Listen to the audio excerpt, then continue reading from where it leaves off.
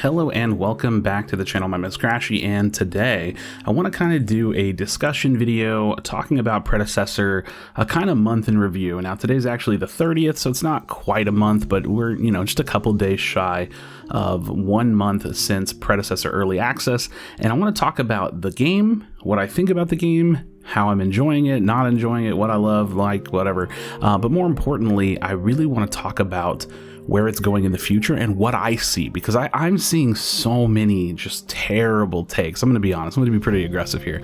I've seen so many terrible takes and just poor opinions surrounding Predecessor and where it's at, and I want to be very clear because I feel like I have really good industry experience to really know how these things kind of go, and I want to shed some light on that. But before we do that, drop a like on this video, subscribe for future Predecessor content, gameplay guides, etc, etc. Let's go ahead and dive into it. So Predecessor Early Access has been out just shy of a month, and I love it. I'm quite literally playing about 10 hours a day. I don't even know how I'm achieving that. I just can't stop playing, and the game is phenomenal. The gameplay loop literally speaks for itself.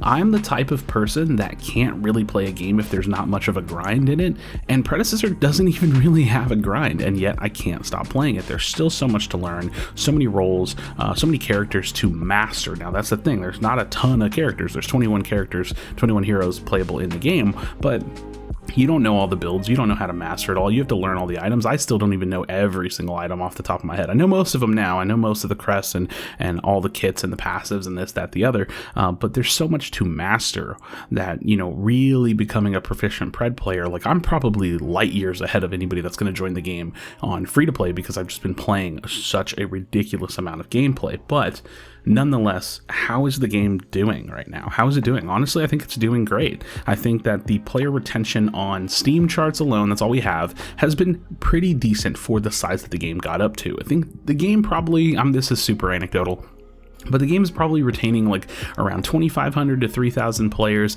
and I think it peaked at 7,000 players. And all of these numbers, in retrospect, are not very big. It's not very big numbers, but that's the thing. It's a paid early access, and this is where we have to get into the kind of meat and potatoes of this discussion video, is that the game is early access. It's, whatever that means to you, whatever it means to me, it's irrelevant, but what it means to the game, it still has its own definition. They are not done with it. They're not pretending like the game is done. They're not launching it out free to play. The paid early access is there if you want to hop in and play. You don't have to. And for the sake of saying, when the bundles were 50% off, the value was super, super good. Now that the bundles are full price, they're still really, really good. So I definitely still recommend at minimum spending the $20 to hop into the game and getting all of the heroes, because we don't really know the full business model, but it would, yes, be my expectation that they are going to sell each hero individually with free currency in game and with paid premium currency. So you get some skins, you get some stuff, but that's not what we're talking about. The game is early access. That means that it's not done, and it's very clear that the game's not done. In my opinion, the game feels as a game, and I don't mean gameplay, and I've talked about the difference here, and I'll do that in a second. As a game, the game feels about 30% done to me, maybe a little bit more, maybe 40% done. The gameplay, now what you're actually playing, the loop, the get in and finish a match, that is almost perfect, almost perfect. We don't talk about balance in gameplay loops because balance is iterative, and there's definitely some things that can change around the map to change and fix the gameplay loop a little bit, but it's almost perfect. That's why I'm playing it 10 hours a day. So the gameplay loop is phenomenal, but the game, Predecessor as a full title, is not phenomenal yet because it's not finished. So what are they missing? Well, Krashy, what makes a game? Well, for a game to be a full-fledged game, you need systems, you need infrastructure, you need incentives, you need rewards, and we really don't have any of that. And that is why I'm seeing some really poor takes. Oh, the game's not done. Oh, you have to pay to get in. It's the game is not finished. It's early access. Pay to get in if you want, or wait. See the value in the bundles, or wait. It doesn't actually matter. And here's where I feel like I just have knowledge that some people just don't have.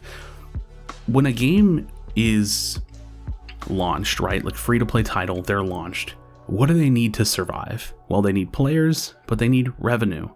So I see these takes where people are like, oh, they need to do something, they need to go free to play, they need to launch on console right away because the game's gonna die otherwise. And it's but the game hasn't really breathed its first breath yet, right? It's just kind of here. It's just kind of existing right now, and it's playable. But that doesn't mean the game is out, and that doesn't mean that the game can even die in this state, because it hasn't had its big push yet.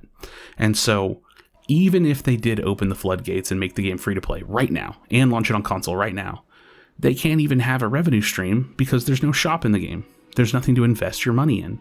So is it smarter for the developers to push the project further along and develop it further and to have a much more finished game, again, game, not gameplay, and then open the floodgates, or to let a bunch of people come in now and play the game now? It's very, very simple.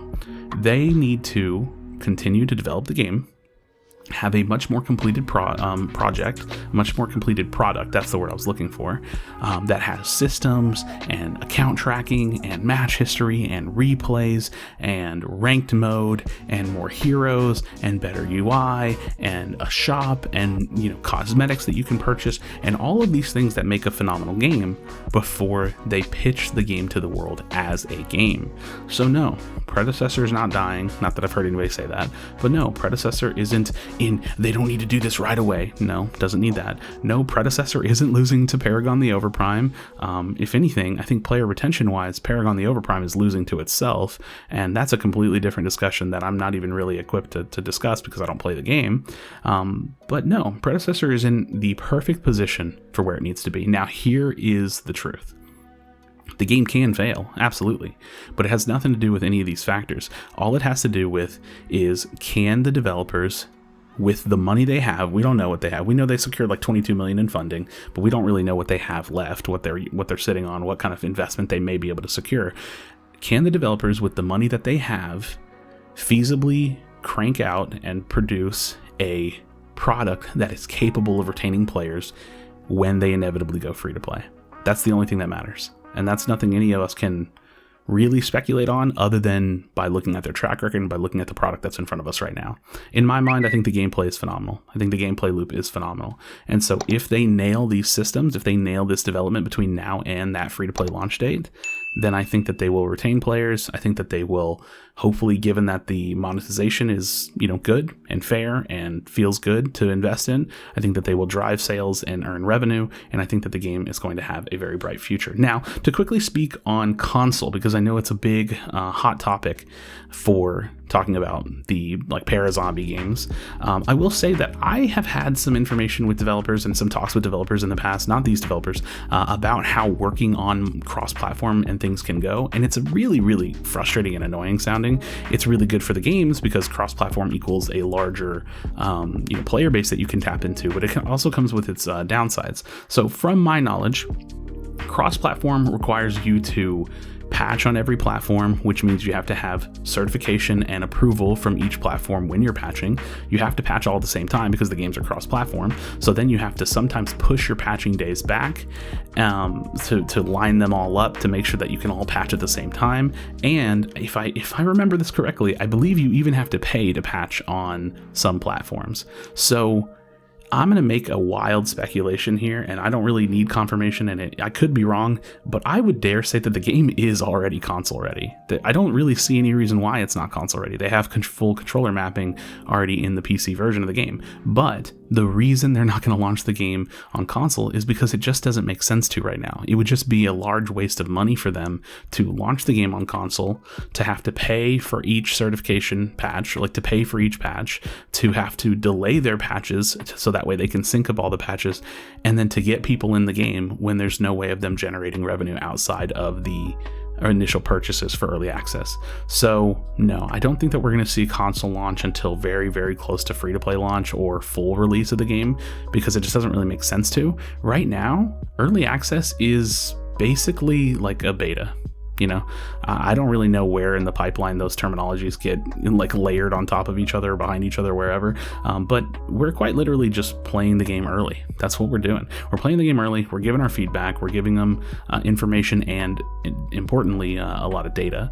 And they are going to take this time that they have between now and whatever amount of money that they can stretch for their development and make the game as good as they can. So that's my thoughts on Predecessor. I think it's in a very good position. I think it's doing great. I think that the developers have done an amazing job. I think that we have a nice little roadmap in front of us. I think that we have some features coming ahead, and I think that that's going to continue over the next 4, 8, 12 months. And honestly, I don't really see this game coming out for a year. I don't see this game releasing for about a year. maybe longer. We'll see.